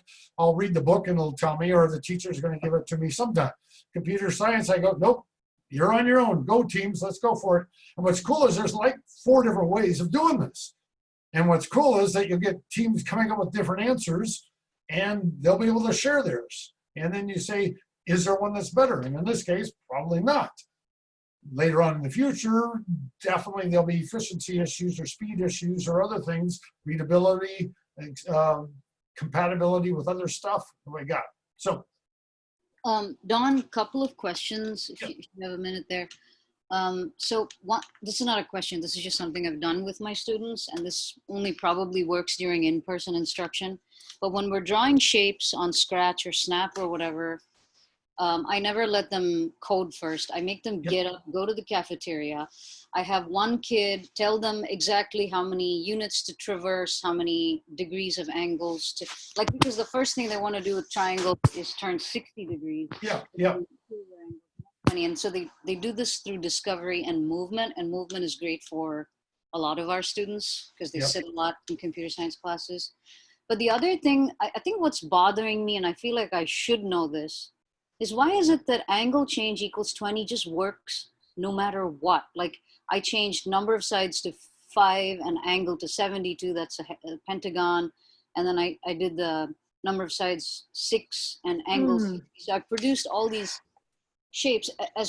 Will 20 not work at some point, or will it always work? That is how many times we're rotating. I'm sorry, my video's off. That angle, though, is how many times we're rotating to get the next shape. Right, I understand that, but why is it that it always works and it always looks symmetric? Because it's divided. It's the circle. Will it fail at some point? So, Ranjani, it won't fail because 20 is less than 360. So we have a 360-degree space to rotate the shapes that we're building. Right. So if you look at that, 20 is arbitrary. It could be 40, it could be 60. If you take your 360-degree circle, as long as it's lower than 360 degrees. And so here's my second question. Does angle change have to be like 360 divided by angle change? Does that have to be an integer? Or I guess are we taking care of the fact that it's not by saying int? Yes, so we're getting rid of any other degree, any other float point crap that might arise. Okay, thank you. But it's beyond that. If we put a 50 in here, if we put a 50 or a 70 or a 22, let's try it. Is there going to be, what are the results there? You look at this picture now. You guys are all looking at the code, right, in the execution right now, I think. Okay, because I've gone back and forth between screens so much. Here we go. So if we change this to a 50, is it going to be nice and pretty? Well, let's do it nice. Let's change that angle degree to a 60. Not a 600, but a 60. So angle turn is that. So number shapes is going to be 360 divided by 60. And we see what's going on. And let's run it.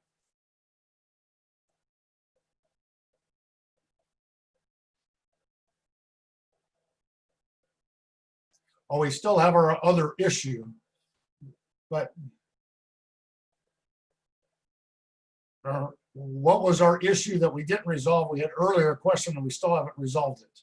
Well, angle needs to be 60 rather than 120. Okay.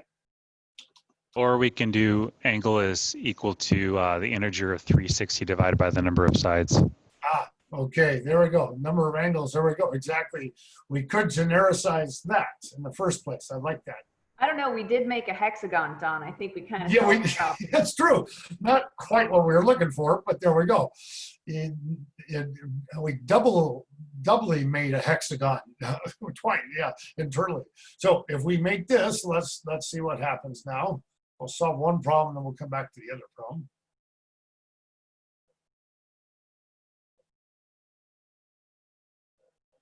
Which is kind of a cool shape here.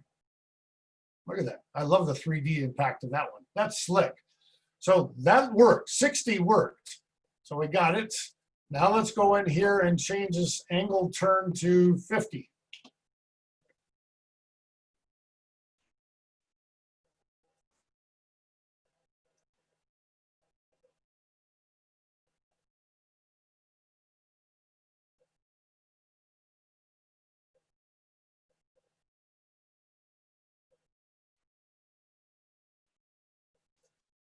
Now, did we have a shape? Yeah.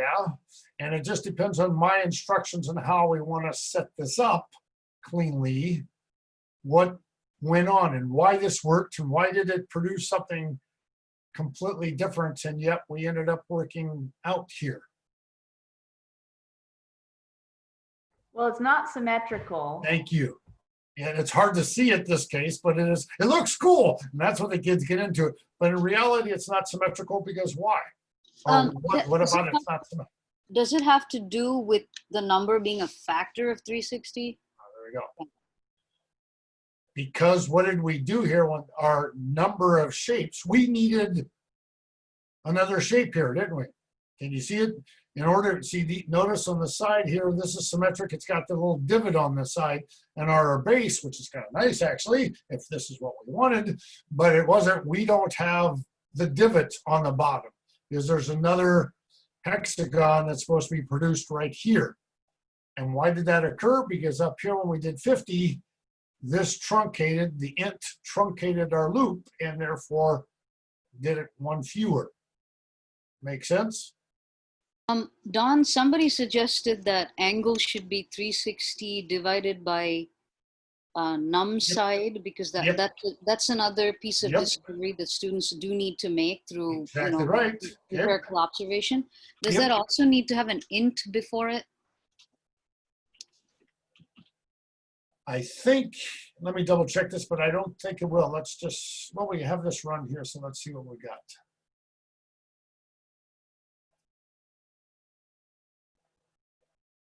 And we'll talk about why not here. Okay, I'm a little confused as to, again, I'm not the geometry type person. Why does that have to be the num shape or the angle 360 divided by number of sides? Because I thought the angle, it doesn't have to be, but that allows us. No, go for it. I'm sorry. Keep going. I'm just confused on that one. I guess I'm because that angle is okay. How far it turns? Oh, okay. I see what you're saying. I got it. Never mind.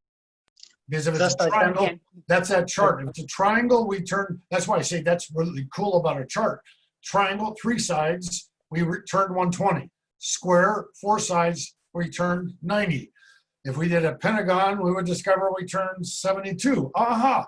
Is there a pattern here? And that's where we develop those pattern structures. And that's where me and my not visual learning just. But that's what's so cool about charts. To do a chart, that's a perfect thing for that. Yeah, Mike or whoever. Just we have to consider something here. Yep. First of all these polygons, they can be inscribed in a circle. This is the most important part here. First.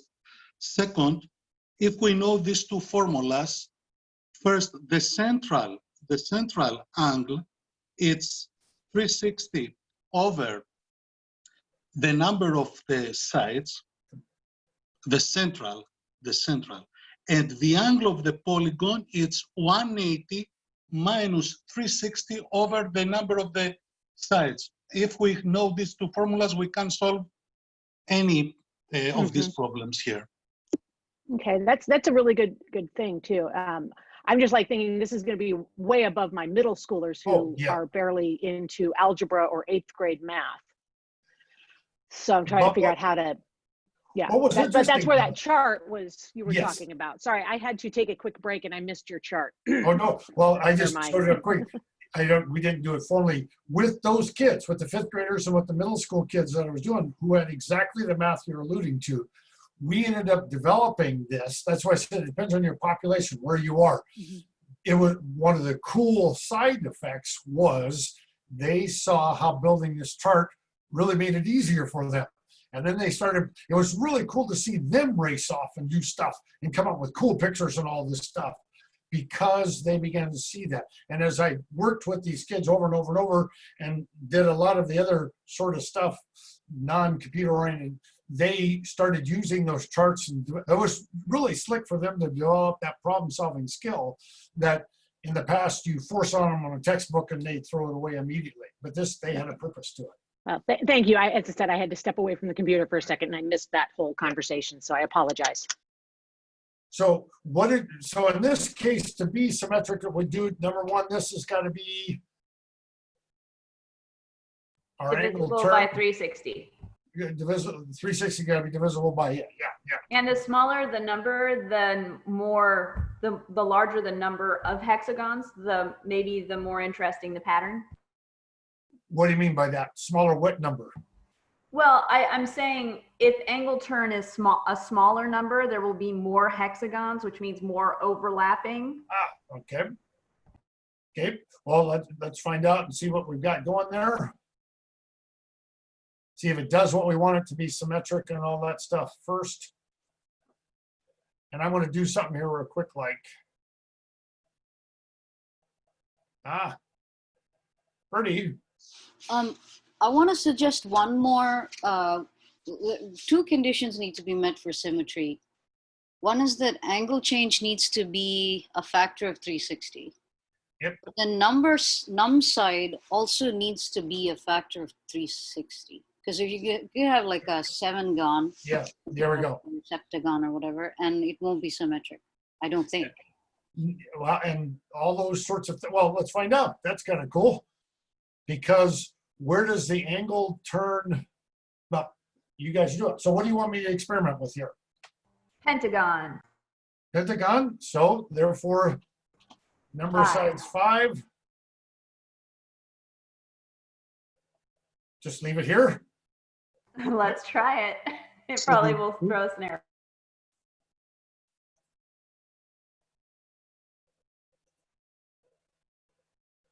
Okay. Now this is symmetrical, but once again, the circle in the center and all that sort of stuff. And this is where your precision and what your goal is. I want a closed figure here. This is not a closed figure. And so you have to make sure, because kids would say, this is great. This is exactly, and depends, and that may be exactly where you want to go. It depends on what our goal is, because there's another piece of the puzzle here. In reality, when we turned that, notice we separated. Is there something that would keep those together? I'm not sure I understand your question. Could you please reiterate? I want to just, for the time component, I want to see what we got here, and let's run this thing this way. It's a slight difference.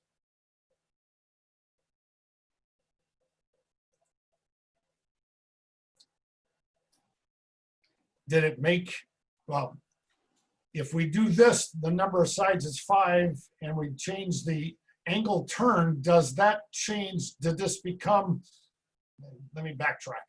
Well, if you draw a line from the top to the bottom, Don, you definitely have an asymmetric, or straight across the middle, you have an asymmetric form. Yeah, so if you draw one horizontal, we have asymmetric. Vertical, we have symmetric. Correct.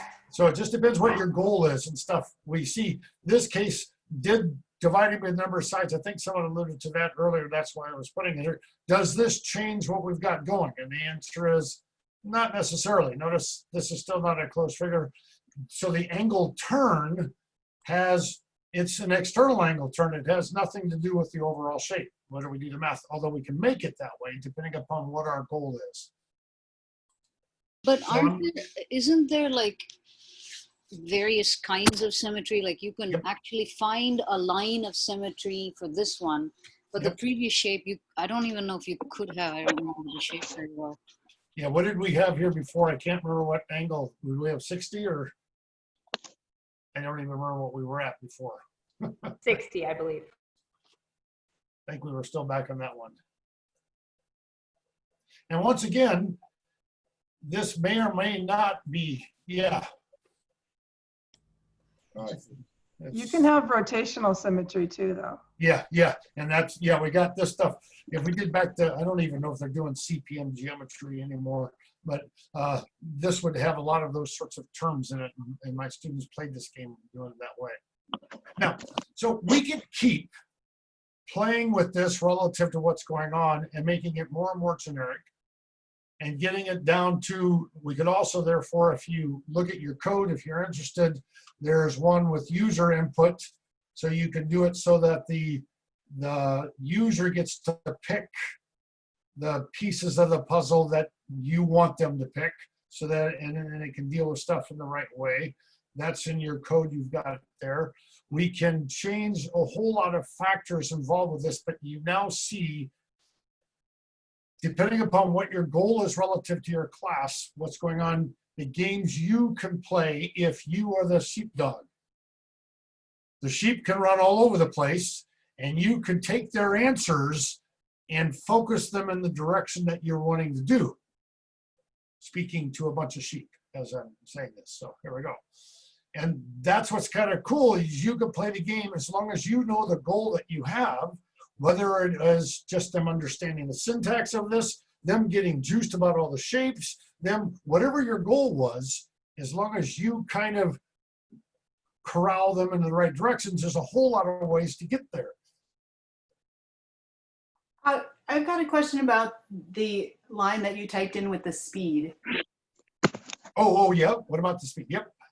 So that speed 0 made it go much faster. And Correct. I tried changing that number and it still went faster. What are the parameters for that? Well, speed goes from, I believe it's 0 to 9 or 10, and it slows down in between there. Speed 0 is the fastest, and then I can't remember, I don't play the game very much, but you can slow it down if you just do a default.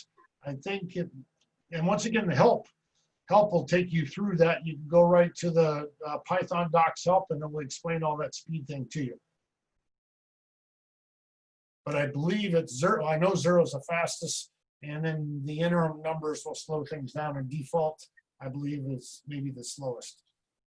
That's the only part I can't remember for sure. It would be a good idea to be able to slow it down, because then students can actually see it as it's drawing and moving. Putting it together too fast, like boom, there it is, and you don't see the changes that turtle's making. And then you just show them, and you comment the line out and say, when you're running this thing to test it, you use the comments on it and run it that way. But then when you think you got it down, get rid of the comments and run it there, and you get it the fast, pretty way. And so they end up playing around with comments to make it more effective that way too. Well, I actually, when I do Robot C, again, because that's what I've been teaching, because I teach VEX robotics to my advanced kids, and that uses Robot C, is I tell them to troubleshoot by commenting out certain lines to figure out what's working and what's not. And that gives them a way of like, okay, this variable is working just fine, but this one isn't, type thing. Is that a way to approach it when we're programming this way? Oh yeah, and there's, depending on your IDE, you can either do a trace and stuff if you see that, or I always call it dummy outputs. I have dummy outputs, and you're going to see that if we end up doing some of the code later on, that will show that same thing, that I want to see where we are to solve that problem first, and I'm going to trace myself that way.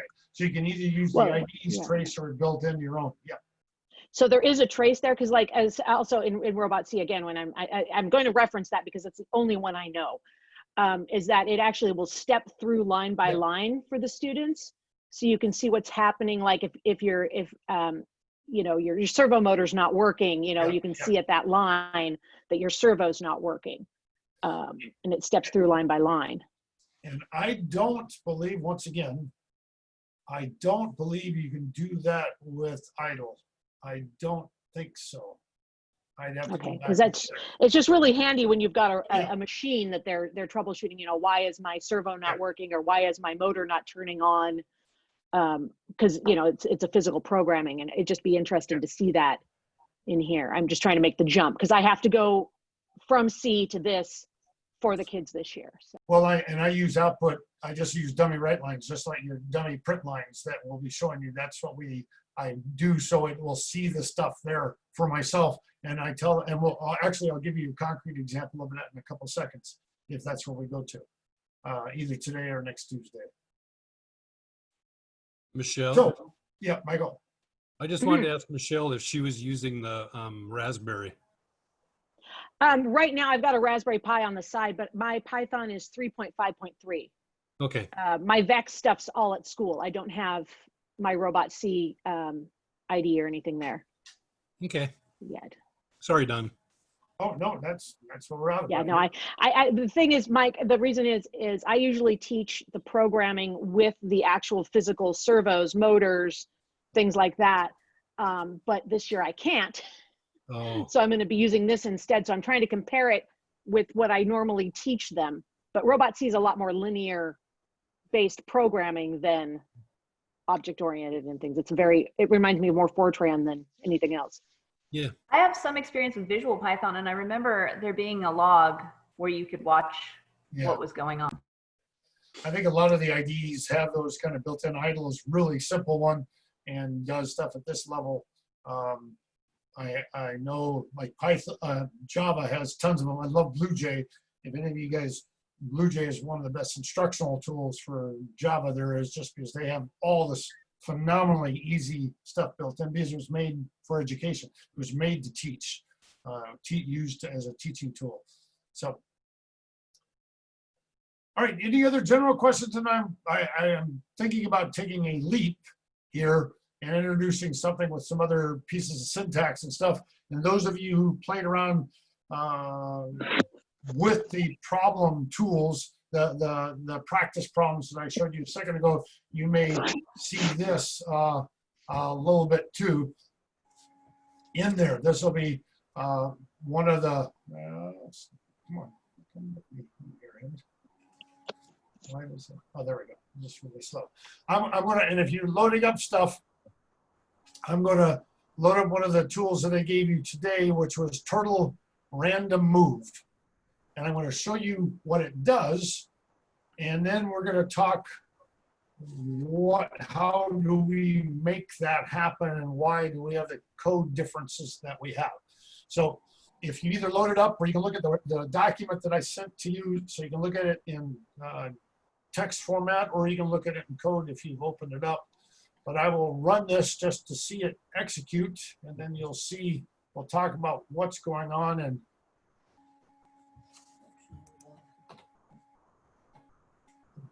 this one. So he's probably through. Okay. So what we've done is a couple multiple new pieces that I'm introducing relative to our conversation that will start next week. First of all, as we executed this sucker, I just wanted to have, and I'll do it one more time, and as you watch it, you see a turtle, and then he keeps going until it hits the edge of the screen. Don, I don't seem to have this in the zipped files. It's not in the zip file. It is just attached to it in the, if you go to the shared documents, if you go to shared documents, and it should be in the code component of that, or if you want to look at the text, it's in the code in the text file I have a listing of about 4 programs that I combined. Don, is that stuff you sent to us? I shared it this morning. Oh, I'm not finding it. Really? Yeah, that's why I say neither am I. Well, It's in But then again, Google Drive folder that even though he just put it in this morning, it's still the same folder that you've been accessing. okay. Yeah, I put it in the same folder. Yeah. Just a second here. It's number 13, Turtle Random Move. Yep, 13. Oh, there it is. Okay, I must have missed it. Yeah, How do we get to the Google Drive? Yeah. If you go to the Google Drive that I shared with you and go to Intro to Python class. You shared that through the email?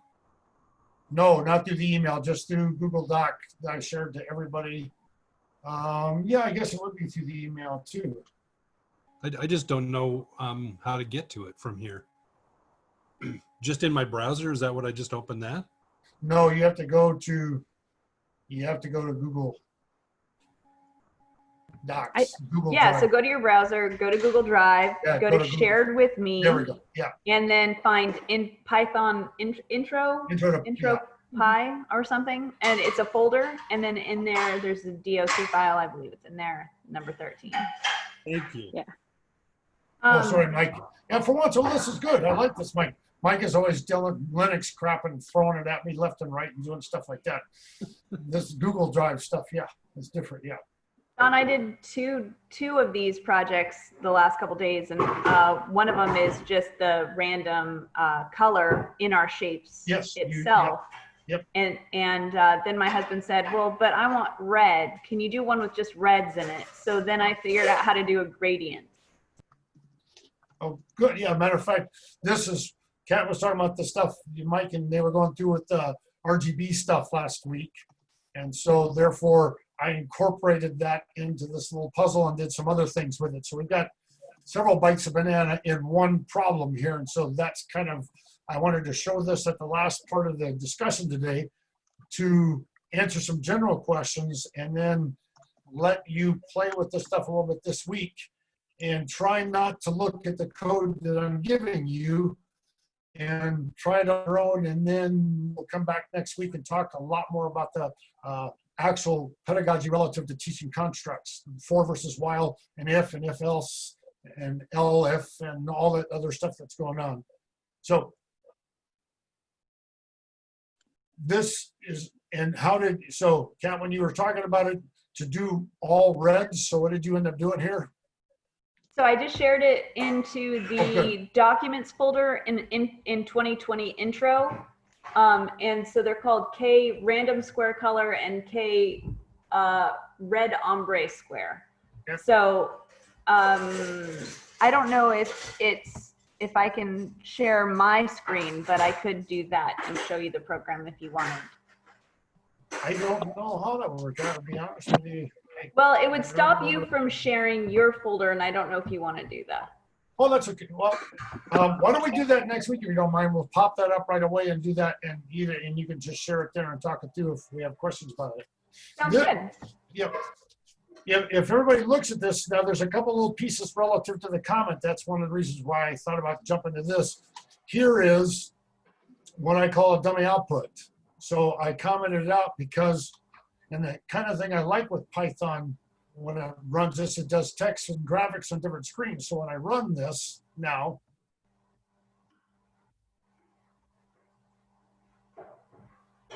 you will see the outputs of where this is located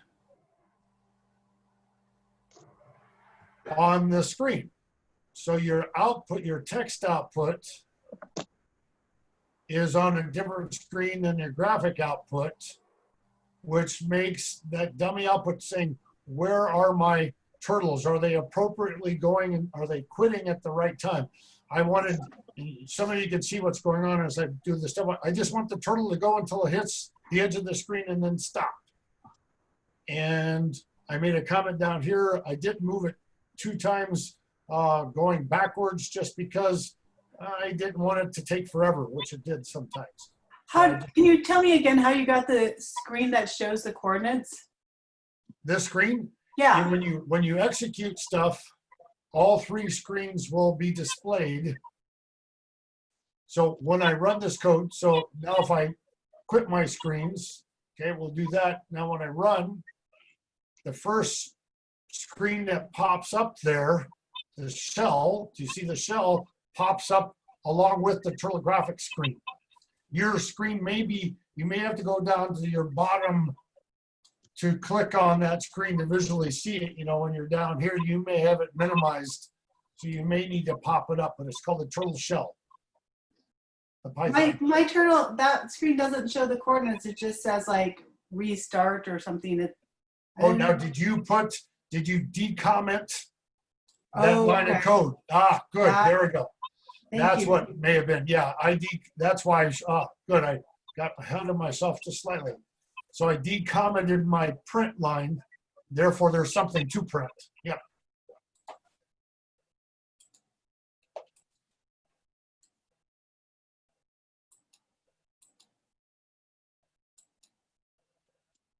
Can you talk, Don, at all about the color mode, the window color mode at 255? Because that threw me for a loop when I was working on it. Why do you need to define that? I'll be honest with you. I looked at the graph. Mike might know more about this. It seems like you had to define that in order to give it a range. And I started tweaking and playing with it, and some tweaks didn't work very well and effectively. So I have not resolved that issue, in all honesty. The weird twist is that I do this. I'll be straight with you. If you guys were talking to me about advanced data structures in Python, I could be answering every single question you have. But when you're talking about the graphics, my graphics capability went where my kids went and where my workshops in the past have asked me. In all honesty, I don't like messing with graphics other than for helping me teach. That's the only reason I care about graphics. To me, they're boring. To me, the fun thing is tree maps and hash maps. I mean, that stuff is cool to me. So therefore, you were asking great questions. I just don't have the answers to them. So I play around. You give me a question, and I play around into it. Mike does. He likes that. We were great partners because he always liked that garbage, and I didn't give a rip about it. So I learned from him all over the place. So if someone has an answer to that question, please kick it to us, share it with us, whatever we've got. Okay? Now, next week, therefore, what I'm setting you up for is why this is a while, and when do we use a while versus a for, and this is an if-else, and what are that? So next week, we'll dive into the constructs a little bit and deal with them with simple codes, kind of what we did with Wednesday class last week, right off the bat. In Wednesday class this week, we'll be going past that into other things. So therefore, that may or may not help. And those of you going both classes, it's going to be interesting. Some of it may be redundant, so you can just start playing with code. You can start messing around with stuff on your own. Or with people like me that just look at the screen and go, huh? Yeah. In the intermediate class, I'm like, yeah, just some stuff will just kind of ink in, by that's the intermediate class. I just start and thinking like, okay, not quite getting that one, but we're just going to leave that be and then move on. Now, Don, how do you explain to students how important the documentation is for any language they're learning, that is the answer to whatever questions and problems they had? Like, oh, you mean the help file, the doc? Yeah, because they hate to look things up. It's like dictionaries back in the old days, but all of the answers that are needed in the world of Python are in that. You just have to read it enough times to figure it out. And I don't know how to get kids excited about that.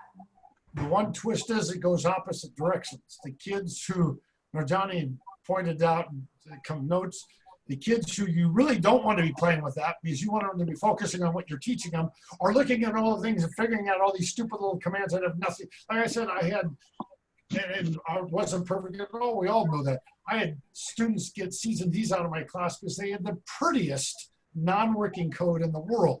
But they knew how to do all the user output tricks and colors and screenshot things, but it didn't solve any problem I ever asked because they would do the opposite of what you're alluding to.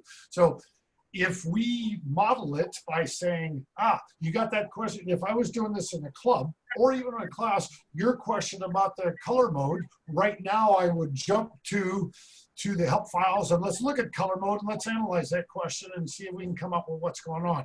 And in a classroom setting, if I model it enough, they'll start getting a little bit. Who knows? Use it for good. Now, is this, once again, guys, it's hard to know, especially since I'm doing screens and I'm not seeing your faces. We have a couple minutes. Is this doing what you want to do for next week?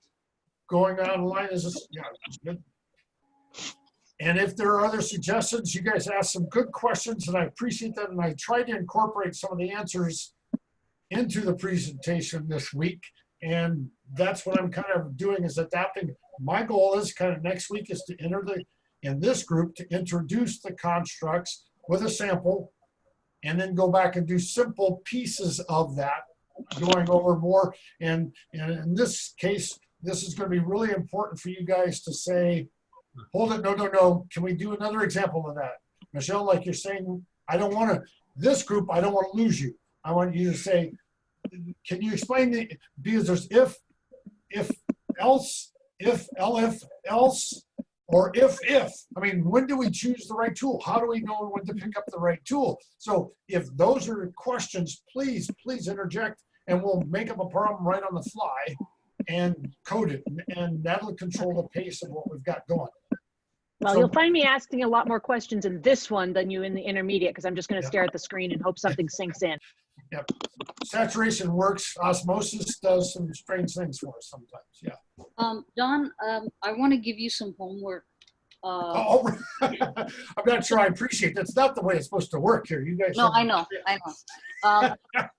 You call that slide, one of the slides you showed us with the skeletons, yes. interview questions. So, I mean, obviously, I wouldn't want you to do all the work, but if we could construct a shared folder and just dump things in there, and we can all just pick and choose what we want, that would be a great way for us all to work and share. That was one thing I wanted to suggest. The other thing I wanted to suggest is this one exercise we did was so rich, right? Because you could extend it and compress it and hear it and all that. Do you have a bunch of exercises written up that we can just steal and use in our classrooms? Or am I asking a stupid question, like it's already there, but I don't know about it? Oh, no, I think, like I said, I have a bunch of things of that nature that I will organize. They are not in presentable organization. As this goes, in my homework as we're doing it, I am trying to develop that exact thing, like I said, where you could teach a 9-week class, just, those of you like sampler classes, pop this in and do it, or it could be a semester class. And I hope to prepare and organize that so that you can steal it and use it and adapt it and change it all over the place. Some of the problems that I have that I'm going to be giving you that we're going to work on, the intermediate class will be more of that than the intro class, I'll be honest with you.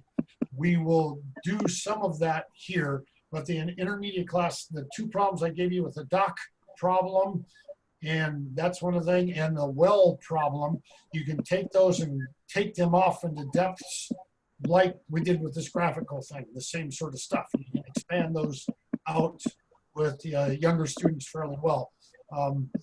And you can start with them non-graphical and then move to graphics and then take them into a whole lot of stages to it. So there will be a couple of those that will be of that nature at this level, and then hopefully more advanced levels, it's even easier to do what you're talking about.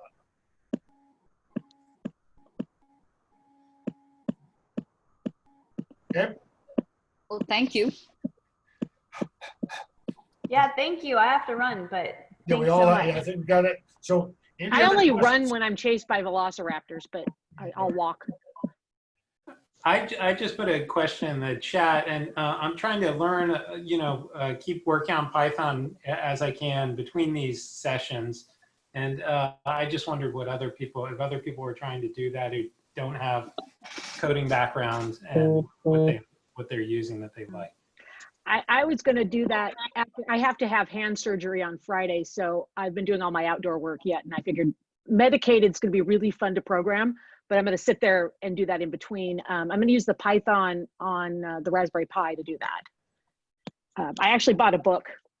It says Think Python. It's a nice I looked at that W3 schools thing, and it had some pretty good problems in Code Academy. Those for an adult, I think some of those would work. And the key part of that puzzle, I think, would be the whole time we are learning, it's different than someone just learning it. And if we want to be a teacher, the cool thing is all our stumbling, somehow jot those down. Those are almost more important than the stuff we learn, because then I can create problems to either make that happen to my students or make sure I have a way to explain things that solves those problems. So in reality, what you're doing, I think, if we have time, that's fantastic, because that's the best way to teach, is as we're learning, think like a teacher. And that's not what, unfortunately, most people do. This one I liked because it sounds like you on here. I mean, this guy, when he's writing it, it sounds like the way you've been teaching it to us. It's called Think Python? Think Python. Uh-oh. Yeah, it's how to think like a computer scientist. And it's like for dummies type people. There was a guy, Mike Clancy, you probably don't even know him at all, but he wrote, back in the day, he wrote O Pascal. It was O Pascal, and he would put humor in. It was the only book I ever read that I actually enjoyed reading.